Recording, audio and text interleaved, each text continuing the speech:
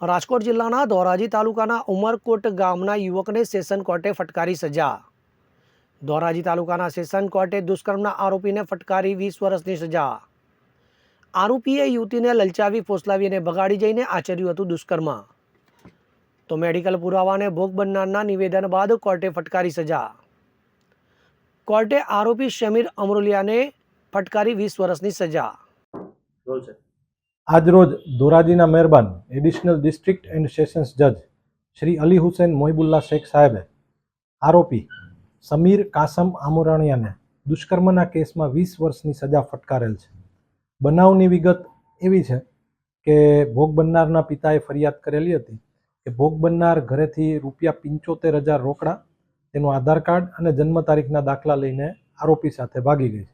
ત્યારબાદ પોલીસ તપાસ દરમિયાન બંને પોલીસ સ્ટેશનમાં હાજર થયેલા અને પોલીસે તરફથી AM હેરમા તાલુકા પીઆઈએ તપાસ કરી અને ટૂંકા ગાળામાં ચાર્જશીટ કરેલું હતું। આખો કેસ ચાલી જતા સાહેદ પુરાવા અને જે કંઈ પણ સાયન્ટિફિક એપ્રોચથી પોલીસે તપાસ કરી હતી એ બધાને ધ્યાને લઈ અને ધોરાજીના મહેરબાન એડિશનલ ડિસ્ટ્રિક્ટ સેશન્સ જજ શ્રી અલી હુસૈન મોહિબુલ્લા શેખ સાહેબે આરોપી સમીર કાસમને 20 વર્ષની સજા અને ₹5,000 દંડ ફટકારેલ છે। હવે જુઓ દેશ દુનિયાની તમામ ખબરો તમારી આંગળીના ટેરવે। ઉઠાવો મોબાઈલ અને ગૂગલ પ્લે સ્ટોર પરથી ડાઉનલોડ કરો અમારી CN24 ન્યૂઝ મોબાઈલ એપ।